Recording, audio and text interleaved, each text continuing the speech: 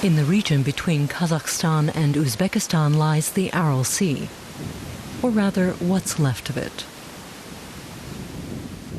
This once vast lake has lost 90% of its water and become one of the most arid regions in Central Asia in the space of just 50 years. The Aral Sea was once a gigantic water reservoir. It was a gigantic aquatic habitat and biotope. It had huge biodiversity. Such island-type systems are always hot spots of biodiversity. And now the seabed of this former lake is known as Aral, which means that the lake has also turned into a desert. For decades, the rivers that fed the Aral Sea were diverted for irrigation. When the water levels dropped, valuable fish species also disappeared. As a result, the fishermen and other people living along the shore lost their livelihood. But there was another problem.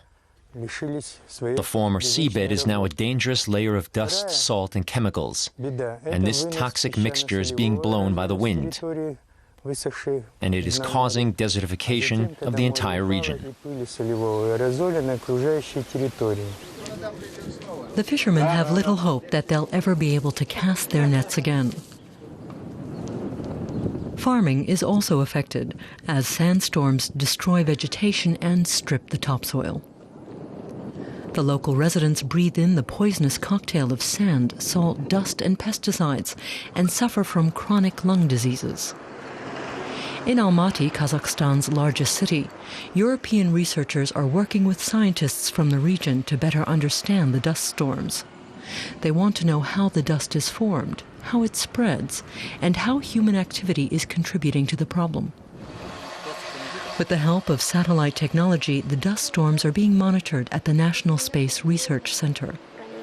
The images from Central Asia show that the dust is drying up neighboring areas. The entire region is turning into a desert-like ecosystem. Stopping this large-scale development is one of the main goals of the collaborative research effort. In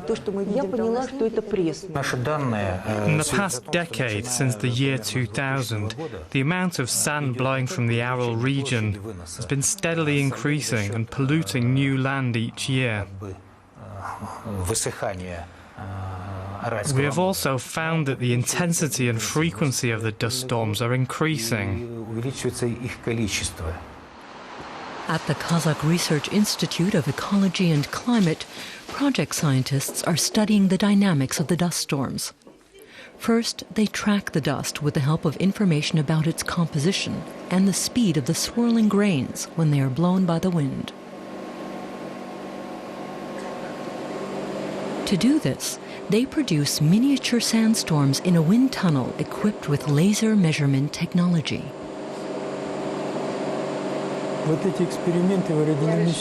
These experiments have helped us to understand how sand is blown away by winds at different speeds and in what quantities.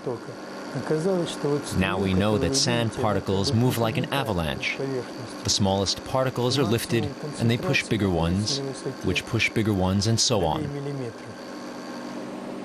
We also know that the maximum concentration of sand occurs at the height of a fraction of a millimeter. We can also use mathematical methods to calculate the total mass of sand blown away at different heights and different wind speeds. The researchers want to set up a network of measuring stations to determine the source of the dust storms as an early warning system against desertification. And they hope that small islands of plants will bind the dust on the former seabed. But for much of the Aral Sea, that help comes too late.